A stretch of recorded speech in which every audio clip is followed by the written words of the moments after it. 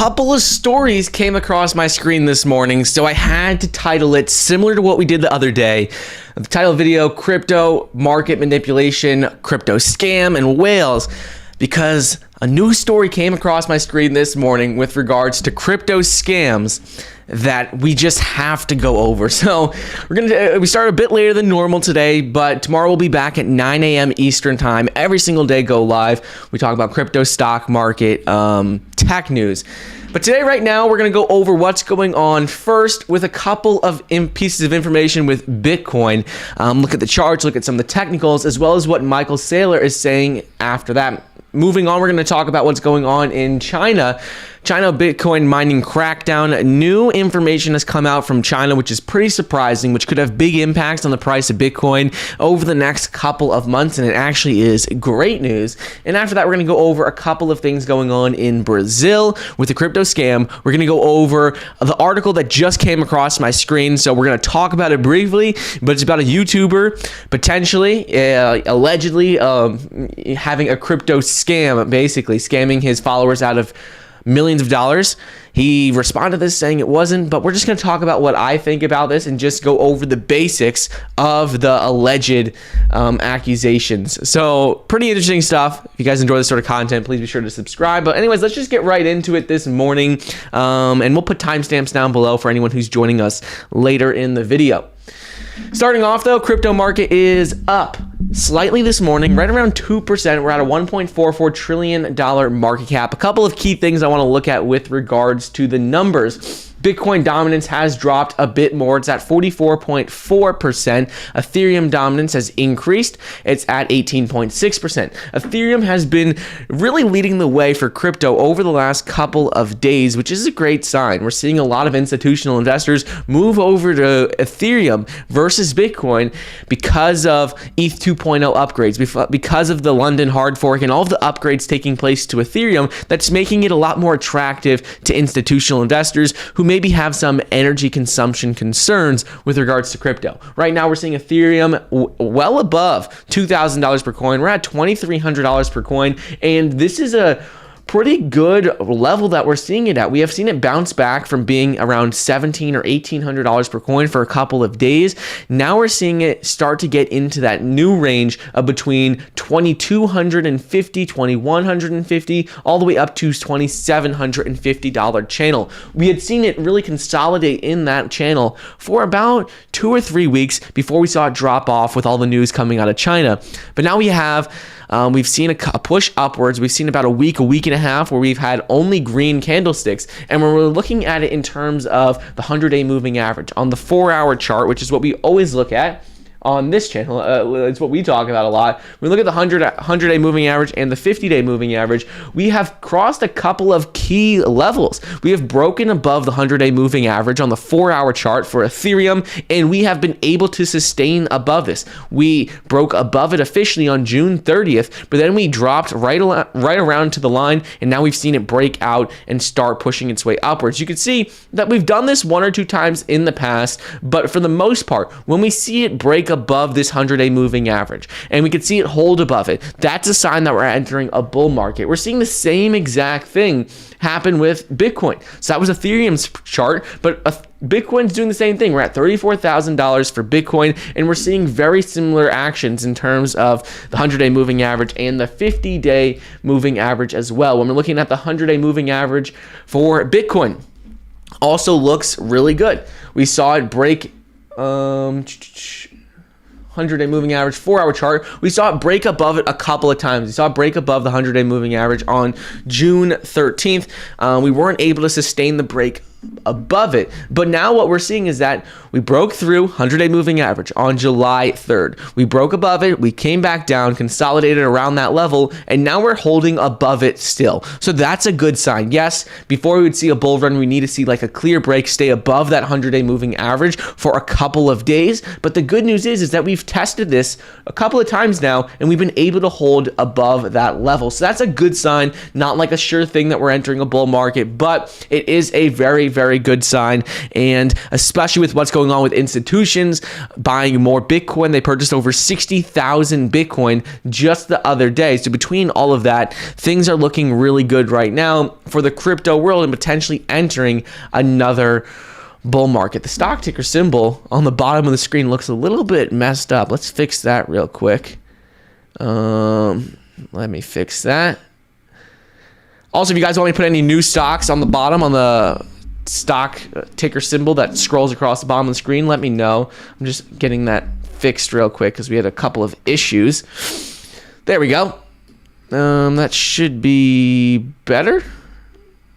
And okay, so let's get back into that. So right now we're seeing the entire crypto market look much better, up 2%. Looking at the key indicators, 100-day moving average, the 50-day moving average for the charts, we're looking pretty good there. But the big news that came out this morning, other than the couple of crypto scams, which I do want to talk about, is going to start off with what's going on with Michael Saylor. Big name in the crypto space. He's the CEO of MicroStrategy, and he basically came out and said his crypto strategy, what he thinks about people trying to time the dips and time everything going on in crypto. And so what he said, first of all, is we all know he's very bullish on crypto. MicroStrategy owns over 100,000 Bitcoin.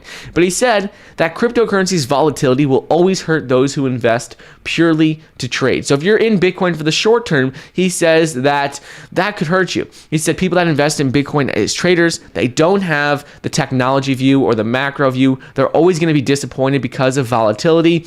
And basically, he's saying that it's hard to time the market, which we all know. In Bitcoin, people look a lot at technical indicators to try and time the dips. Me personally, I'm just in Bitcoin, Ethereum, all the crypto for the long term. If I see better buying opportunities when prices drop, I add to certain positions like Cardano, Ethereum, Bitcoin. Those are like my top three where I'm always adding to those, specifically Ethereum and Cardano.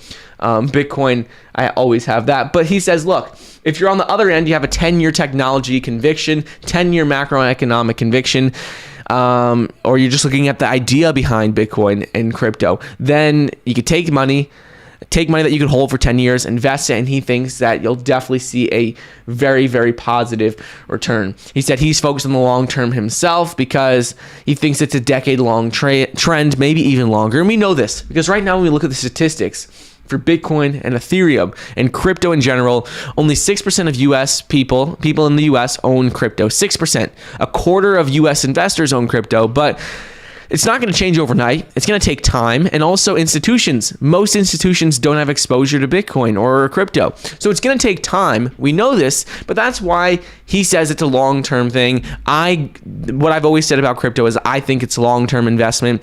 That's how I don't try and time any dips. If I see the price drop to certain levels, I have a couple of key prices that I like to look at. I talk about that on public.com. If you follow me there, I talk about times when I do invest and I do add more, but I don't try and time the dips simply because we don't know when institutions are going to get involved, like really heavily invest. We don't know when retail investors are going to start picking up and start investing. But when we see Blackstone or BlackRock pour a couple $1 billion into crypto, then we're going to see all the other major firms do the same thing. We'll see, Blackstone, we'll see BlackRock, we'll see Goldman Sachs, we'll see Morgan Stanley, we'll see all these companies start to just pour money in, and it's going to happen all at once because one company's not going to want to get behind another, and major funds and companies are going to start investing as well. So we'll see not just Tesla, Square, and MicroStrategy invest in Bitcoin, but we're going to start to see everyone. And for me, I don't want to try and time that because it's impossible to know when a company, a major institution, is going to allocate billions of dollars into crypto. No way of knowing.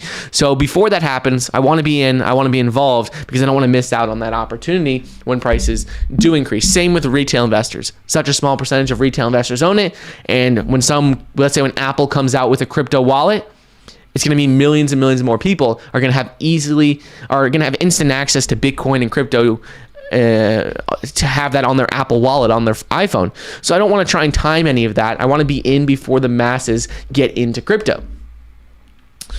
But if you guys are just joining us, please be sure to like the video. And let's see if we get this video up to 500 likes. Everyone wants to get Tugboat on the screen.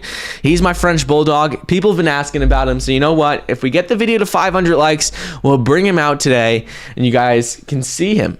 I mean, he's pretty exciting. So don't want to miss out on that. Tugboat, Sir Tug, definitely the best. But anyways, next topic I want to go over is what's going on with Barclays. Came out with a big announcement this morning. Here we go. Came out with a big announcement this morning that is very, very surprising for crypto. Barclays officially came out and says they're blocking customers from sending funds to Binance. Altogether, you cannot send funds to Binance from Barclays. They said they no longer support wiring funds to Binance, which is the largest cryptocurrency exchange in the world in terms of daily volume. They said that you can still withdraw funds if you have Binance and you use Barclays. You can still withdraw funds, but you cannot send any new funds over to Binance. And this is important because Barclays, one of the leading banking institutions in the UK, one of the leading banking institutions in the world, has tens of millions of customers. They said that you can't send money to Binance, which is the largest cryptocurrency trading platform. They said it's going to affect more than 24 million customers worldwide. And we've seen a lot of negative news come out with Binance. A lot of negative news. We've seen that TSB Bank in the UK banned people from sending money to Binance. We saw that Ontario basically forced Binance out of Ontario. South Africa has had multiple issues and warnings to Binance as well. Japan banned Binance as well. The Cayman Islands banned Binance as well. So it's like, who would have thought the Cayman Islands would be banning Binance? Like, they don't care about anything. Whenever I think of the Cayman Islands, I don't think about them caring about any of these financial institutions and banning any sort of crypto exchange. I would feel like that's the ideal place. But we're seeing that every single country across the world is having like a magnifying glass now on top of Binance because of issues they've had in the past with scams, hacks before, and now that we saw one or two countries pick up on regulating Binance, calling out Binance, it seems like more and more countries are following. So we saw Thailand, they filed a criminal complaint against Binance. They said that Binance has solicited Thai investors to use its services, and they don't have any official license to do business there. The Cayman Islands issued a notice on their website just last week saying that Binance is not authorized to do business in the Cayman Islands. We saw the UK ban it, and now we're seeing Barclays come out and say any of their customers cannot send money to Binance. This is definitely going to hurt Binance. Definitely going to hurt them, but it could be great news for crypto, for Coinbase specifically, because Coinbase is a competitor to Binance, and Coinbase has been growing rapidly over the last couple of weeks. We've seen Coinbase have a lot of positive news. They've had a successful approval, received a license from the German government to do business in Germany. Have a crypto custody license, which means they can hold all of their customers' crypto. We've seen Coinbase have major announcements about the crypto app store that they're developing. So a lot of positive news has come out from Coinbase, and if you don't have that platform, that's what I use personally. I don't use Binance. In 2017, I did use Binance. Because Coinbase was really new. It weren't really many coins on the platform, so I didn't use Coinbase. In 2017, I used Binance, but since then, over the last year, I haven't used Binance really at all. I do mostly use Coinbase. Let me know what you guys use. Do you guys prefer Coinbase? What's your go-to crypto platform? Is it Coinbase? Do you just use Robinhood and there are a couple of coins they have there? Do you use Gemini? Do you use Binance? What platform do you guys use? But it's just interesting to see that Binance is coming under a lot more scrutiny lately from countries all across the world, from Thailand to Cayman Islands to South Africa to Japan to Ontario, Canada. They've been coming under a lot of pressure, and they're going to be losing millions of customers, losing a lot of business. So it's not like you can invest. They're not like a publicly traded company on the NASDAQ like Coinbase, but still, it's interesting to see that they're becoming a target for many banks, many countries, and a lot of people all across the world. Yeah, Andrew, Coinbase fees are absolutely terrible. Coinbase fees are terrible. They will get better over time, especially since now there's more competition in the space with Robinhood, with Webull, with Gemini, with Binance. There's so much competition for cryptocurrency exchanges that we will see them reduce their fees over time. It's just inevitable. We saw the same thing happen with stock market and trading apps for the stock market. Robinhood offered zero commission trading, then all the other companies followed. So we'll see that happen.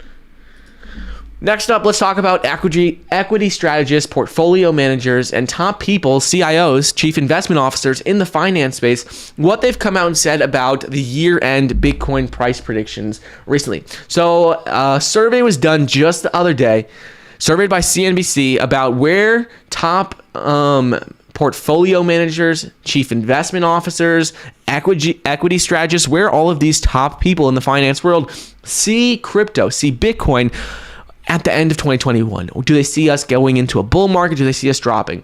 First of all, JP Morgan had come out recently and they said that they predicted exactly when we're going to have a bull market in the crypto space. They said we're going to have a bull market this year when Bitcoin dominance gets over 50%. So this isn't individual fund managers, but JP Morgan, they came out and said, look, we predict Bitcoin's bear market's going to be over. We're going to enter a bull market when when the entire crypto market has about a 50% share of Bitcoin. So that's what they say. But in terms of the top 100 chief investment officers, equity strategists, and a bunch of other portfolio managers done in this study, they said that the study was conducted from June 23rd to June 30th. And according to the study, 44% of respondents said that the price of Bitcoin will be below $30,000 by the end of the year. So they think it's going to drop.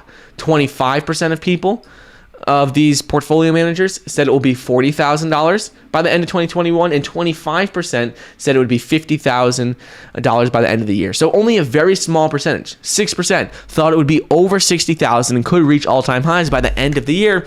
And that's interesting.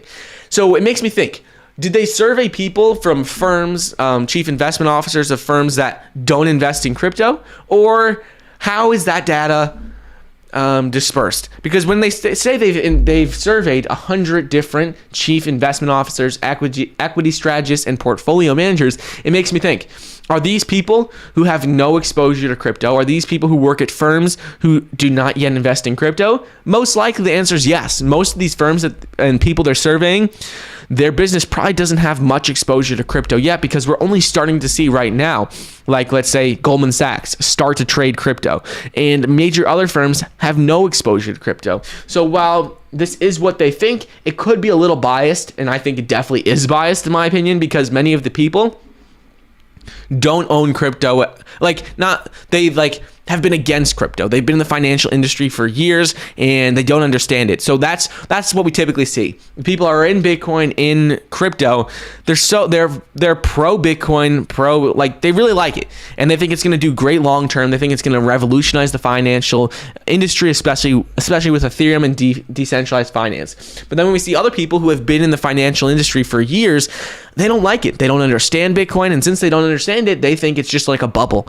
And we've seen this happen multiple times in the past. So I think, you know what, it would be interesting to see exactly who these price predictions are coming from. Are they coming from 100 people who have not liked Bitcoin, who have come out and said Bitcoin is rat poison, because we've seen a lot of people say that? Or is it coming from a pretty even mix of people who invest in Bitcoin, people who have talked about the technology, and also people who don't like it? Because you have to have that even mix of people who invest in it and don't invest in it, because you don't want it to be biased either way. So it'd be interesting to see where this is actually coming from. But according to the study, they said that a lot of people right now are predicting that at least by the end of this year, we'll probably be at similar levels. I disagree with this. I think things are looking pretty good. Volume has been increasing. Bitcoin whales have been adding to their positions over the last couple days. Yesterday in our video, we spoke about Bitcoin whales who added 60,000 Bitcoin on July 3rd. Great way to start off the month.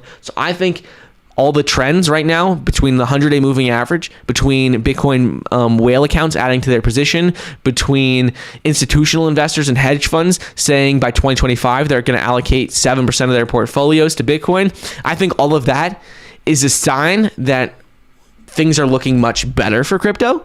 But obviously, you know, there's no way to know for sure, but we'll see. In addition to that, the latest Bank of America's Global Fund Manager survey showed that long Bitcoin is the second most crowded trade for fund managers. And they said that ultimately, even if they don't think Bitcoin by the end of this year might rebound, long term, a lot of these people who might have said Bitcoin might drop or Bitcoin might be 40,000, they said ultimately one of the most popular trades right now, long Bitcoin, and they believe long term it's going to increase significantly from where it's at. So I thought that was pretty interesting with regards to crypto prices, Bitcoin, but I definitely want to see where this data is coming from.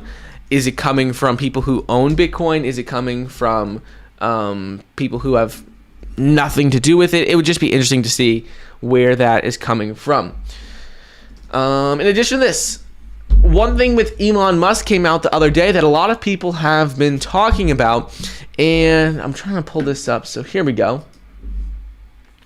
The other day, we all remember how Elon Musk came out and said about how Tesla would accept Bitcoin as soon as the energy consumption for Bitcoin mining is over 50% renewable energy. He had said this. He had said the reason why he stopped accepting Bitcoin, why Tesla stopped accepting Bitcoin, was because what was going on with energy efficiency not being great for the environment, and that was the case.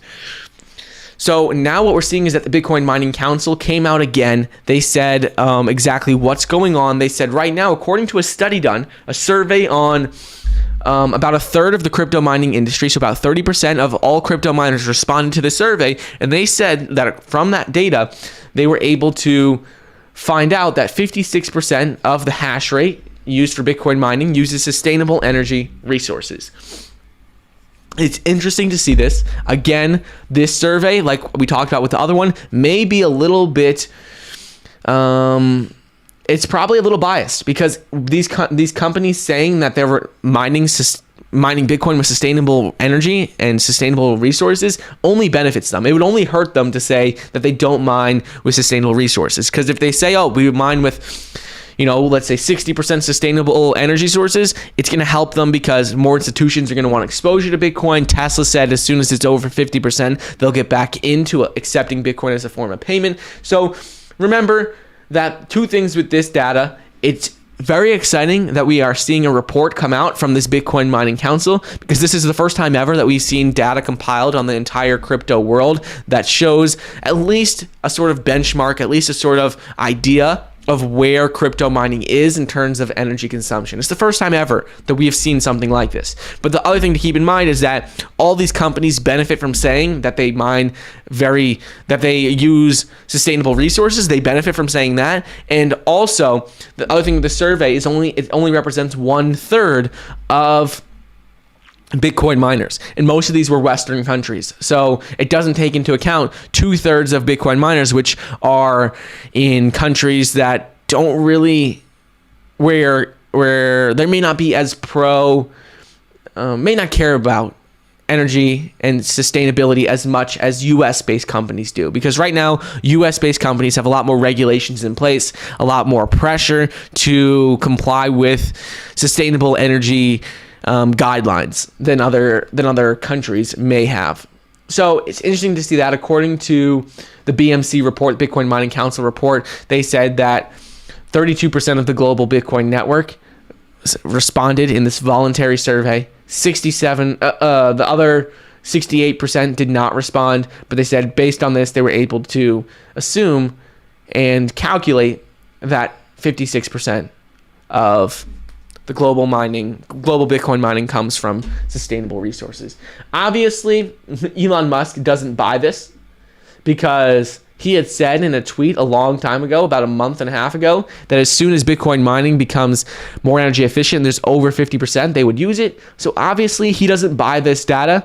He doesn't seem to fully believe it, because if he did, we would have seen an announcement from Elon Musk and Tesla come out already. So obviously he wants some more proof before he would go ahead and confirm this, but we'll see. We'll see what happens with that. What is up? Christian, good morning. We have some news to go over, Christian, with regards to JP Morgan. With regards to, what is it? a couple of crypto scams that I do want to go over. Major announcements with arrests taking place. Even a YouTuber who was accused of scamming his followers of a couple $1 million. So we're going to go over all of that in a bit. But next up, let's talk about what's going on in China. So there's been a lot of news lately coming out from China with regards to Bitcoin mining, because China cracked down on Bitcoin mining, banned Bitcoin mining altogether. They banned cryptocurrency trading activities. And so now what we're seeing is that one of the first Bitcoin exchange operators and co-founder of Zap Protocol, Nick Spanos, came out and said that the crackdown on Bitcoin in China and all of the activities that have gone there proves that Bitcoin is unstoppable. It's an unstoppable machine, because if China, which is the world's second biggest economy, can't crush and devalue and just cause Bitcoin's price to absolutely crash and tank, well, then no one can. And he said this is exactly what Bitcoin was designed to do: be decentralized, where no one person, no one country, no one institution could manipulate it. Yes, we have seen a lot of market manipulation come out from China. Every time they say something negative, they say that they're banning Bitcoin mining, they're banning cryptocurrency trading activities. Every time they say something like that, of course, we see the price being manipulated. Of course, we see the price drop or rise significantly.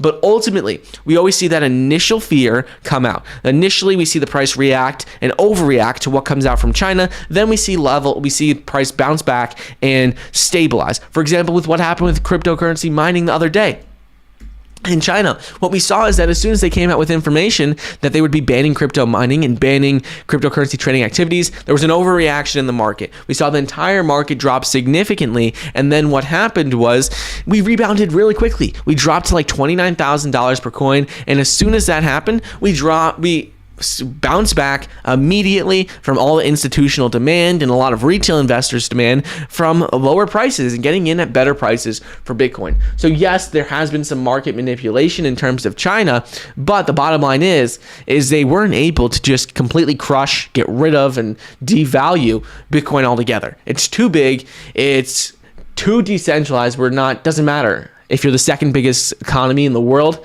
You can't crush it, he said. And ultimately, he said that Bitcoin's algorithm just simply adjusts every 2 weeks to allow one block of transactions to be mined every 10 minutes.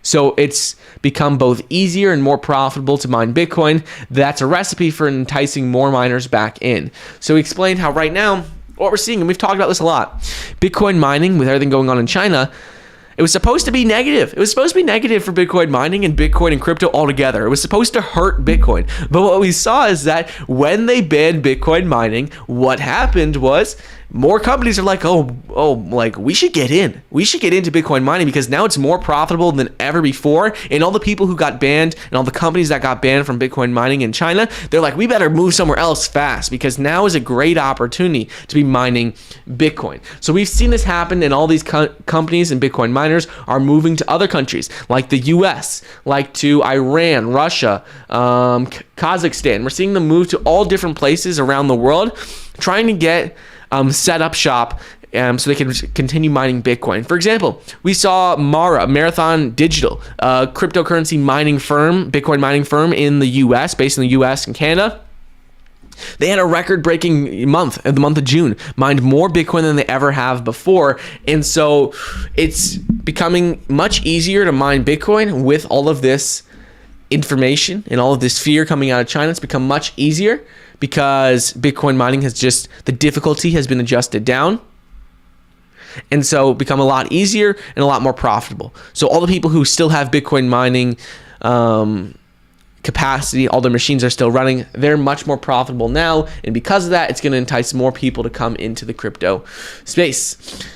Next up is a crypto scam, something that has been going on for a couple of years, and that's Brazil's Bitcoin king arrested over 7,000 missing Bitcoin. So essentially what happened is the self-described Bitcoin king Claudio Oliveira, probably saying the last name wrong. I'm sorry about that. But they said he has been arrested and charged by the Brazilian federal police just the other day for allegedly masterminding a 1.5 billion reals, roughly $300 million fraud scheme involving crypto. So essentially what happened, he served as the president of Bitcoin Banco Group, which was a Brazilian crypto brokerage firm that has been under investigation since 2019. They went bankrupt, they closed down, and what happened is back in 2019, this has been going on because they had claimed to have been hacked and lost 7,000 Bitcoin of investor funds.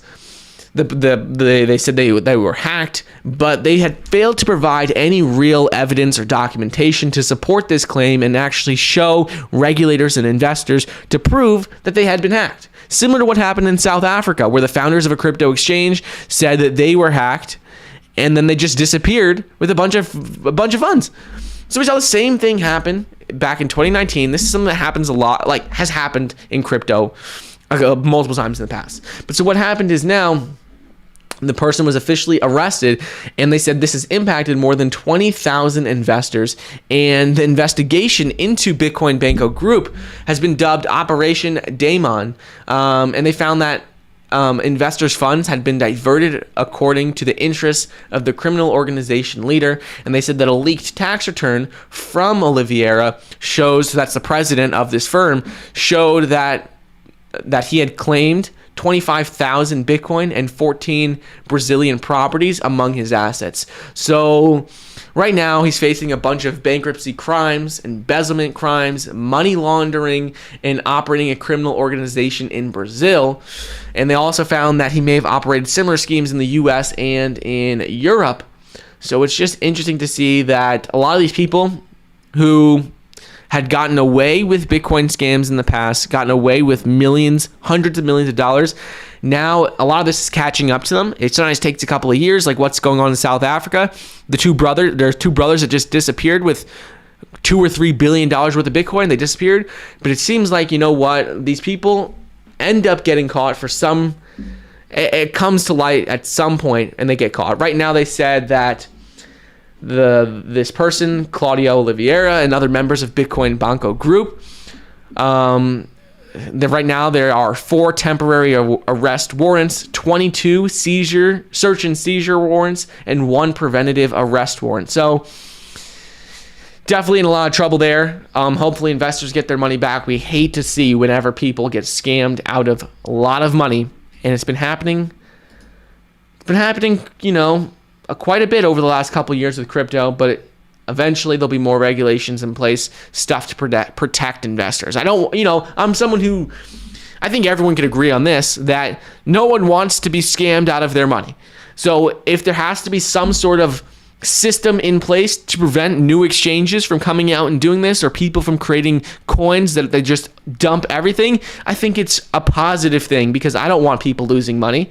I want, like, people should be able to invest in whatever they want to, but if you're putting your trust in a company to let you, buy and sell crypto, and then they just take advantage of that trust and they steal your money, that shouldn't be allowed. Like, I get it. I think everyone should invest in whatever they want to, but if you're putting your trust in a company or a person to do something and they just take your money and do nothing, I'm like, that's not right. That's not right at all. So hopefully things like that, they could get, there could be some new regulations, something in place to at least limit this activity in the future and hopefully make it a bit more secure. But also, that's why we'll just see like certain exchanges rise to the top, certain firms rise to the top. The ones that have had a good reputation continue to deliver on what they say. For example, let's say like crypto exchanges like Binance, like we spoke about earlier. It's not that they've had a lot of, nothing has really happened with the founders of Binance stealing money, but what we have seen is that there have been a lot more concerns around Binance in countries around the world with regards to either not having the proper licenses, not having proper documentation, been some more hacks there. So what we will see is that cryptocurrency exchanges that are more secure and are better, let's say like Coinbase, which I use, and we'll see those companies really rise to the top. But let me know what you guys think of that. I'd like to see what you guys what your thoughts are. Also, if you don't have Coinbase already, you could download Coinbase using the link in the description. You can get $10 in Bitcoin when you download Coinbase. It's actually my main platform for crypto. Next up, let's talk about what's going on with institutions. We got a couple more stories I want to go over, especially the surprising story with a YouTuber. This story came across my screen this morning.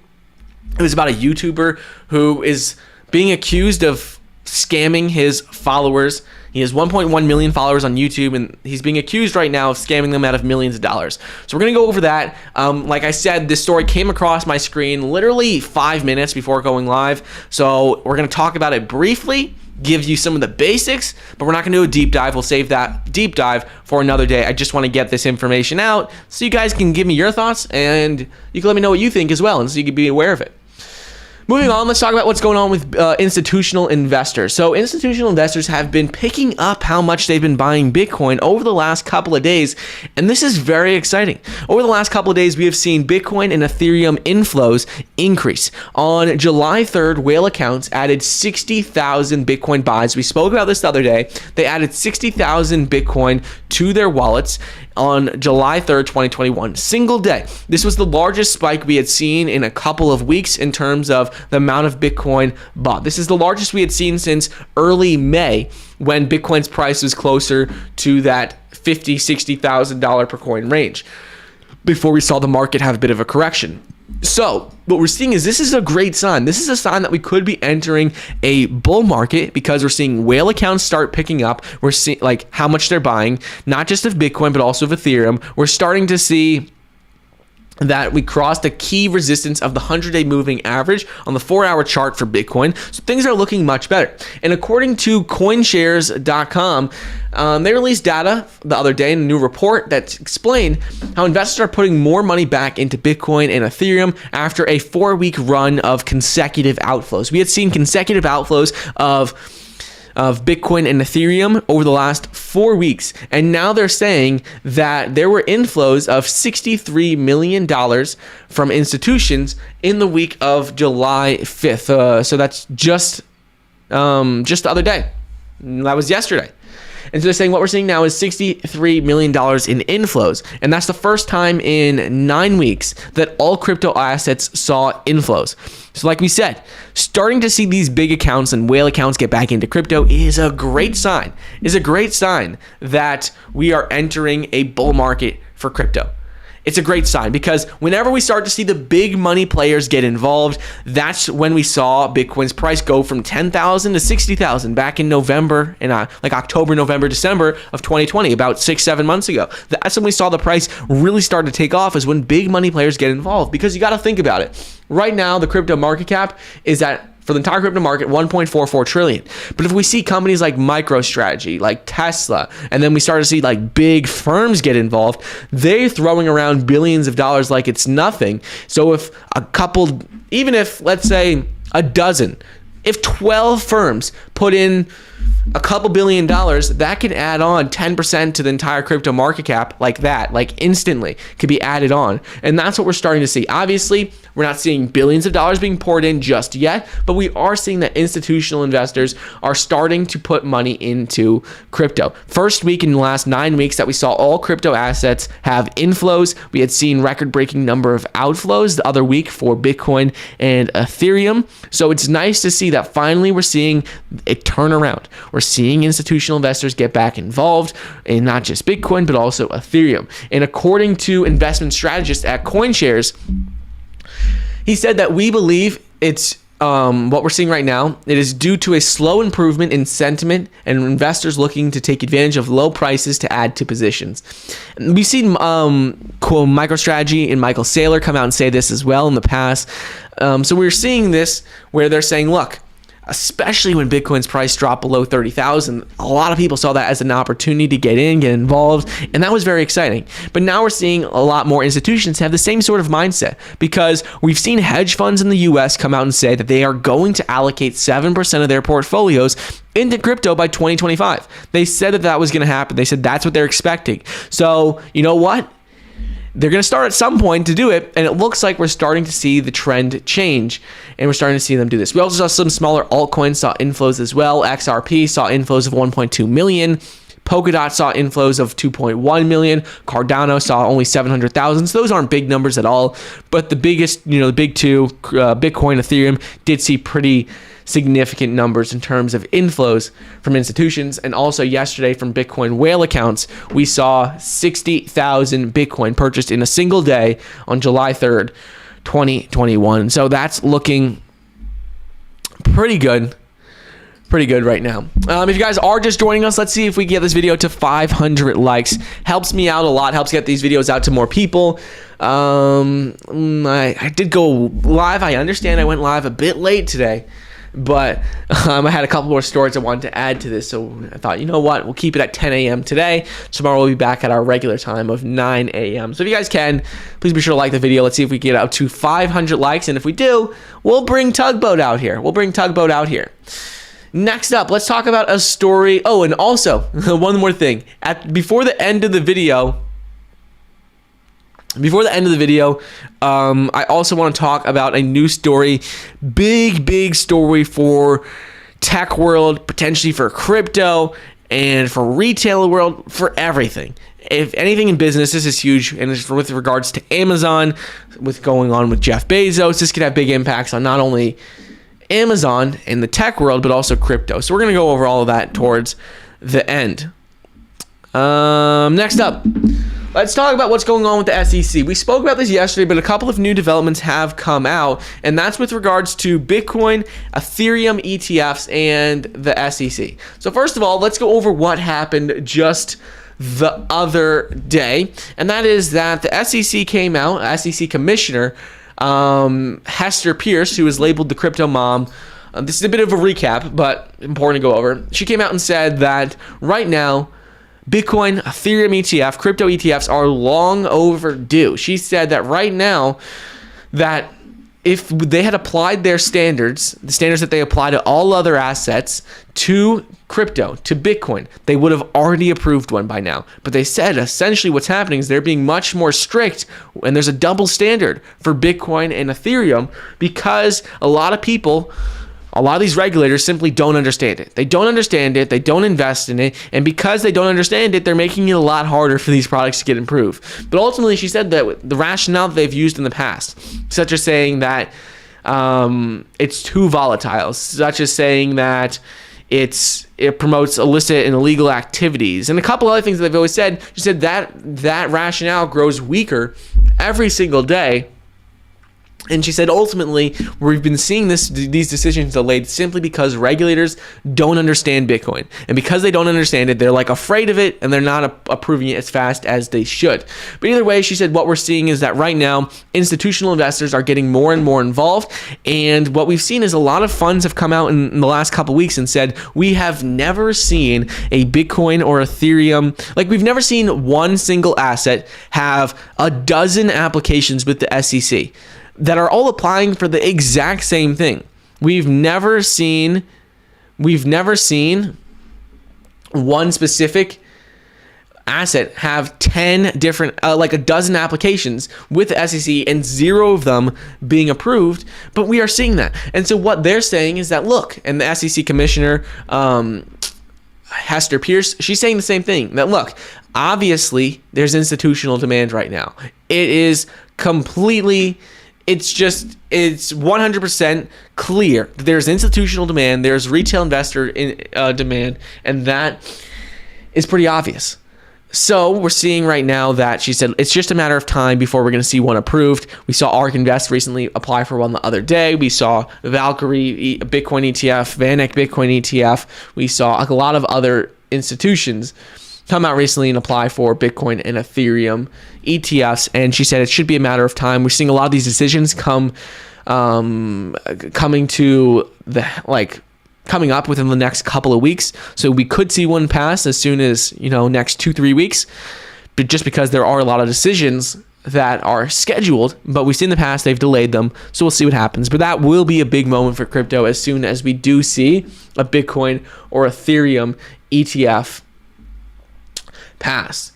Next up, I want to talk about what's going on with Switzerland's largest bank, their largest bank by far, UBS. An interesting story came out with them the other day as well with regards to crypto, and it's a little bit of a bearish tone. They're saying, look, right now, they're advising people to stay clear of crypto. They're warning that regulators will crack down on crypto, and it could hurt investors significantly. So they said for people who are building their portfolios around crypto, it may not be the smartest thing. That might be better for them to put their portfolios around less risky assets, because they said that regulators have demonstrated they can and will crack down on crypto. So for that reason, they're suggesting that people stay away. Is this because, it makes me ask this, so right now, are they just saying this because they're not invested in crypto yet? They don't have a crypto division. They don't have any exposure. That's definitely possible. Definitely possible. But what they're saying, one of their main reasons is they said, look, crypto trading practices such as extending 50x or 100x leverage appear fundamentally at odds with mainstream regulation. And while they can't rule out future price gains in crypto, they see this as a speculative market that poses significant risk to professional investors. Okay, this is interesting, because right now we are seeing that a lot of big banks have been cracking down on what their customers can and can't invest in. We saw one of the first stories we talked about in today's video was actually Barclays. Barclays is not allowing people to send money to Binance because of potential risks. Now we're seeing, TSB Bank in the UK do the same thing. And so UBS is a major bank. And so for them saying this, they didn't ban any sort of crypto mining, or they didn't ban crypto trading activities or ban people from sending money to crypto exchanges, but they are warning people. Is this a sign that we're going to see them crack down a bit more? Or is this going to be a sign that, you know what? Like, in my opinion, when I see this, it's a bit of a sign to me that they're starting to get a little more afraid of what's going on with crypto, and we may see some more strict regulations come out, strict practices come out from UBS. Because why would they be saying that people should stay clear of crypto, and people should, they're suggesting that people stay away from crypto, and then just leave it at that? In my opinion, if they're saying this, there's probably going to be some more regulations, more restrictions coming out from UBS, because it could just be like a friendly reminder saying, oh, we don't think you should invest in this. We think there's better things out there. Or it could mean that, they're going to come out with some stricter things. And I think I'm leaning more towards they may be coming out with some stricter policies similar to what banks in the UK have done over the last couple of weeks. Banning people from sending money to crypto exchanges. I think we could see that. Obviously, UBS is a major bank, so they can't ban crypto outright. I would doubt that would happen, but we could see some more regulations in the sense that they could ban certain crypto exchanges and ban people from sending money to certain crypto exchanges, or put red flags on certain exchanges. Next up, let's talk about what's going on with this YouTuber. Yes, Holly Grave, yes. Okay, let's talk about this YouTuber. This is probably one of the most interesting stories of the day. This is why I was a bit late to the stream. This is just going to be, I want to put this out there. This is just going to be like an introductory, what's going on, what has been accused. It's not going to be a full breakdown of this entire situation, because I simply it came across my screen 5 minutes before we went live. So I wanted to get it out to you, but I didn't want to, I wanted to get it out as soon as possible, but just keep that in mind. So right now, a new story came out with a YouTuber being accused of engineering a multi-million-dollar pump and dump via Uniswap. Interesting thing is an ex-Google tech, a tech crypto recently turned investment YouTuber named Tech Lead on YouTube. He has about 1.1 million subscribers. What they said is he's been recently accused of creating his own crypto, getting all his followers to invest in it, and selling off and dumping his position. So essentially what happened is there was someone on Twitter who came out and said right now, so you could see right here, he said right now, what the tweet said, okay, last week, since I have folks telling me I don't know how Uniswap works, you can ignore all the liquidity stuff and just compare the balances. So this is an article. It was on the top of Cointelegraph, and essentially what this person accused the YouTuber of is he said, look, if you look simply at the balances, Tech Lead, his account started off with $1 million in USDC and 1 million which is the coin he created, tokens. And it's called Million Token. And so what he said is that, look, 2 weeks later after creating it, the person Tech Lead has 3 million USDC and only 113,000 tokens. So when you see that in a matter of 2 weeks, his account has gone from a $1 million USDC balance to a $3 million USDC balance. And remember, like I said, this is just preliminary. I came across this story, so I wanted to just address it. I don't know enough information about it, but yes, when we're looking at these balances, it is pretty true. Sorry, I didn't have this on the screen for you guys. But so what we're seeing is that, look, right here, I thought I had the screen open so you guys could see it. But right here, what you could see is that it said, look, Tech Lead start balance 2 weeks ago was $1 million USDC and then 1 million tokens, which stands for, what is it? Million.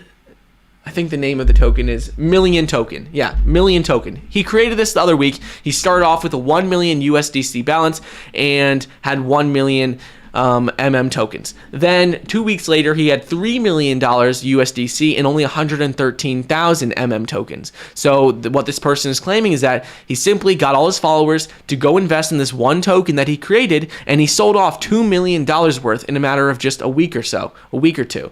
And so they're saying that right now, this person, Tech Lead, that they created a get-rich-quick scheme so they could dump the shares on your followers. They said that he added liquidity when the price is low, removed it when the price was high, and essentially profited the difference. So right now, like I said, we just came out and spoke about this. So yeah, just wanted to bring this to your attention because right now he came out and said, look, the YouTuber responded. He said, Millions token should not be considered an investment by any means. This is a social experiment and really pure speculation. It's a kind of a game for us to see what happens with this, kind of like Dogecoin. So to me, when I see that, what do I think? Well, it makes me think, well,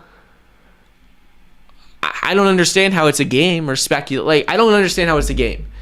If you're telling people, oh, like I put money into this, and then everyone else puts money into that, and then you sell it, I don't get how that's a game. I guess they're trying to create maybe like the next Dogecoin, try and get something with the community. But he said this is not an investment. This is just a social experiment. Experiment, in my mind, is something that's short-term, you're testing. Like, what's the definition of an experiment? It must be like to test something out short-term to see if it works. I'm going to look up like the exact definition of experiment, because that's what he said. He says it's a okay, yeah, so here we can look at this. He said that right now is scientific procedure undertaken to make a discovery, test a hypothesis, or demonstrate a known fact. A course of action tentatively adopted without being sure of the eventual outcome. So, okay, like if we're looking at the exact definition of an experiment and we're looking at what he says, if it's just a social experiment, in my mind, it's like, so you're not really planning on being this for too long. I don't know. It just doesn't sit right with me. You know, it doesn't sit right with me to say it's just a social experiment. We're going to see what happens. It's still like a Dogecoin. I feel like people are making that like an easy excuse now. People who are making coins, they use Dogecoin as an easy get out of jail free card. They're like, oh, it's just like Dogecoin. When really what they're saying is, oh, I created this, but it doesn't have any real value or real team behind it. So that's what it seems like to me. Let me know what you guys think. I feel like people are using Dogecoin as just like a scapegoat, using Dogecoin as a easy way to get out of saying that we're not planning on using this long term. We're just trying to make some money off of it. That's what it seems like to me. But so anyways, that's what's going on. Tech Lead said, had $1 million USDC. This was the starting balance, 1 million tokens. 2 weeks later, it was 3 million USDC and about 113,000 tokens. So obviously, they did this to profit very quickly. Is it a pump and dump? Is he just trying to scam his followers? I don't know for sure. It's just this article came across my screen, and I wanted to talk about it. But either way, he says it's like kind of like a Dogecoin. In my opinion, that's just an easy way to get out of something. You're saying something's like Dogecoin. You're just saying, oh, it doesn't have any real use cases, but you know what? Maybe it could be worth something one day. To me, that just doesn't sit right. It doesn't really sit right. But anyways, okay, moving on. That was just something that came across my screen a couple hours, like literally 5 minutes before going live, so I wanted to talk about it. And it didn't sit right with me because when you look at the balances, obviously the person did it to make money very quickly, and obviously they're using Dogecoin as sort of like an excuse. So they're using Dogecoin as like, oh, it's just like Dogecoin. But anyways, okay, that was enough of that. It just came across my screen. I wanted to talk about it real quick because it just didn't sit right with me. Okay, next up, let's talk about what's going on with, again, with UBS. So UBS, in that other report that we just spoke about, came out and said that they still think that crypto is a bubble, and they think that it's going to pop very soon. Just like what's been happening recently with what happened in China when Bitcoin dropped from 60,000 to 30,000. And this is what they're saying. So they said, we spoke about this briefly before, but they said they can't rule out future price gains in crypto because they see, because there is always speculation. People can get behind something and it could increase, but they say long term, they don't really know. They don't think crypto is a great investment. It's just too volatile, too uncertain right now. So that's what's really going on. I just want to get back to that story real quick, but let me throw something in the chat. If you want me to talk about another story, I might have one or two more that I do want to address in this video, but let me know. Just throw anything in the chat. So what we're seeing right now with the crypto market, Bitcoin up 1.2%, Ethereum up 3.4%. Entire crypto market is at a $1.44 trillion market cap. And the important things like we spoke about earlier with Bitcoin, with Ethereum, is that right now Bitcoin crossed a key technical indicator. When we look at the 100-day moving average and the 50-day moving average, what we're seeing is 100-day moving average on the 4-hour chart. We have broken above this 100-day moving average on the 4-hour chart. Hopefully we can stay above it. If we can stay above it, that would be a, wait, this is, we need to move that to the 100. If we can stay above it, that would be a great sign that we would be entering a potential bull market and our new rally. Vegta BST. Talk about AMC real quick. We did a video on it yesterday, so I covered everything on AMC yesterday's video. So just check out my last video for AMC. But we definitely covered everything that you really need to know on AMC. But let's look at the comments. Friday, I bought both hands. There's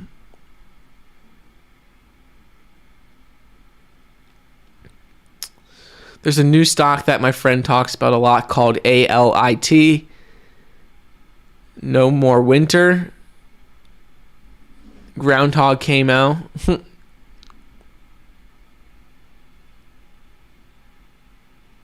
Only way, I'm reading your guys' comments, seeing if you put anything in there that you want to talk about. I'm just seeing, someone's asked where Tugboat's at. I said, we got to get the video to 500 likes to get Tugboat out. Oh, okay, I see a comment about Cardano. I think I saw a new story come out about Cardano earlier today, so let's take a look at that.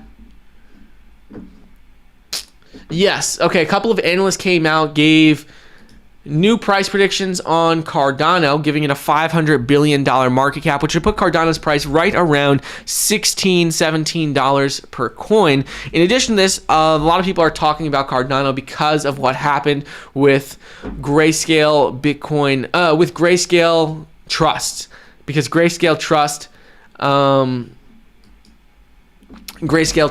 one of their big funds, added a lot of Cardano. But one thing that came out that I just saw this morning is actually with Cardano looking to add 500 companies, add 50 banks and 10 Fortune 500 companies over the next 5 years. So they said that Cardano has a goal that they've come out and said a couple of times in the past, that they want to onboard 50 banks and be working with 10 Fortune 500 companies within the next couple of years, and they want to have 1 billion users on the blockchain. This is interesting. This is something that I've talked about with Cardano quite a few times, because right now, the interesting thing about Cardano is that it's a platform that I like because their founder, Charles Hoskinson, is actively seeking out new partnerships. I talked about this in a video the other day, but the one thing I like about them is that they're always looking to sign new agreements with, let's say, the government in El Salvador, with the government in Ethiopia. And we're not seeing that with Ethereum. Cardano is actively searching out for new partnerships, trying to find countries, companies, businesses that potentially could benefit from their network and from being on Cardano and using the Cardano blockchain. So that's the one thing I really like about them, is that they're actively searching for new partnerships, which would get millions and more users to the platform. And all it takes is one major company or one major country to have some sort of partnership with Cardano that would then really change Cardano and how many users they'll have forever on the platform.